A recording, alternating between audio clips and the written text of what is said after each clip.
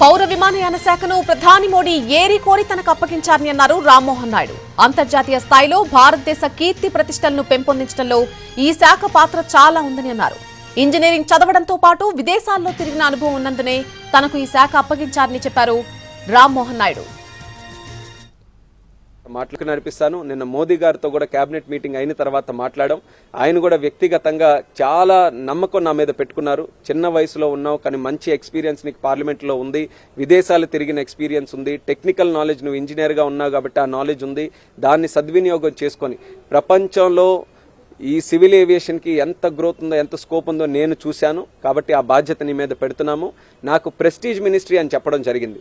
International లెవెల్లో మన reputation ని, భారతదేశ రెప్యుటేషన్ ని, వ్యక్తిగతంగా మోదీ రెప్యుటేషన్ ని నీ చేతుల్లో పెడుతున్నాం. ఇది జాగ్రత్తగా భద్రంగా చూసుకొని దేశ ప్రజలకి మంచి సేవలు అందించాలని ఆయన కూడా ఈ రోజు ఎంకరేజ్ చేస్తూ పంపించడం జరిగింది. నడిపిస్తాను. పౌర విమానయాన శాఖను సమర్థంగా నిర్వహిస్తానని అన్నారు రామ్మోహన్ నాయుడు. ఈ శాఖ వల్ల ఏపీకి 100% న్యాయం చేస్తానని అన్నారు.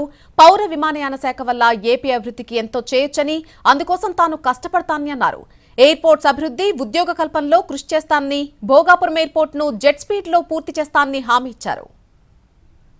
ఇచ్చినటువంటి ఈ సివిల్ ఏవియేషన్ పదవి ఏదైతే ఉందో రాష్ట్రానికి 100% న్యాయం చేయడంలో ఎక్కడ ఏ కోణాన్ని కూడా విడిచిపెట్టకుండా కష్టపడడానికి నేను సిద్ధంగా ఉన్నాను. సివిల్ ఏవియేషన్ మినిస్ట్రీ ద్వారా ఆంధ్రప్రదేశ్ డెవలప్మెంట్ కి అద్భుతంగా మనం చేయొచ్చు. ఎయిర్పోర్ట్స్ డెవలప్మెంట్ లో గానీ, జాబ్ క్రియేషన్ లో గానీ, ఇన్ఫ్రాస్ట్రక్చర్ క్రియేషన్ లో గానీ, ఇలా చాలా ఆస్పెక్ట్స్ లో సివిల్ ఏవియేషన్ మన రాష్ట్రానికి సంబంధించి చాలా అద్భుతమైనటువంటి అవకాశాలు ఉన్నాయి.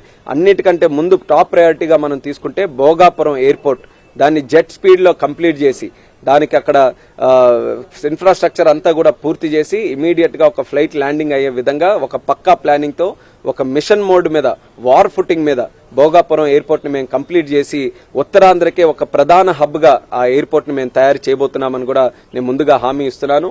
చంద్రబాబు నాయుడు గారి తాలూకా గైడెన్స్ లో ఈ మినిస్ట్రీని ఆంధ్రప్రదేశ్ రాష్ట్రానికి ఏ రకంగా కార్యక్రమాలు చేయాలన్నది ఆయన ఆలోచనలు కూడా గైడెన్స్ కూడా తీసుకొని ఏపీకి సంబంధించి ఏ సమస్య అయినా పరిష్కరించేందుకు ఇతర శాఖలతో సమన్వయం చేసుకుంటా అని చెప్పారు రామ్మోహన్ నాయుడు. గత 10 ఏళ్లుగా ఎంపీగా పనిచేసిన అనుభవంతో ఏపీ అభివృద్ధికి కృషి చేస్తానని చెప్పారు. ఉన్నప్పుడు 2, 3, 4 ఎన్ని మినిస్ట్రీలు వచ్చినా సరే ఇంకా చాలా డిపార్ట్మెంట్స్ మనకు బయట ఉంటాయి.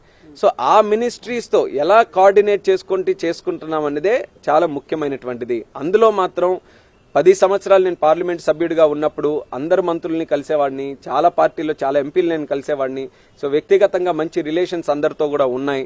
ఇక్కడ ఉన్నటువంటి మంత్రిత్వ శాఖతో కూడా చాలా మంచి పరిచయం అందరితో కూడా ఉంది. కాబట్టి మిగిలిన డిపార్ట్మెంట్స్ తో కూడా బహుశా అర్బన్ డెవలప్మెంట్ కానీ, వాటర్ రిసోర్సెస్ కానీ, పోర్ట్స్ కానీ అలాంటివి ఏవైనా ఒక సమస్యలు వచ్చినప్పుడు వ్యక్తిగతంగా వాళ్ళతో మాట్లాడి సమస్యలు పరిష్కరించుకునేటటువంటి పరిచయం నాకు ఉంది. కాబట్టి నేను ప్రజలకి ధైర్యంగా చెప్తున్నాను, కేంద్ర ప్రభుత్వంలో ఈరోజు ఒక మంచి అవకాశం ఉంది. మనకు కూడా గౌరవిస్తున్నారు. చంద్రబాబు నాయుడు గారికి అత్యంతమైనటువంటి గౌరవం ఈరోజు మోదీ గారు కూడా ఇస్తున్నారు. రేపు ప్రమాణ స్వీకారం కూడా స్వయంగా ప్రధానమంత్రి గారు వస్తున్నారు. సో ఆ గౌరవాన్ని మనం సద్వినియోగం చేసుకుని మిగిలిన డిపార్ట్మెంట్స్ తో కూడా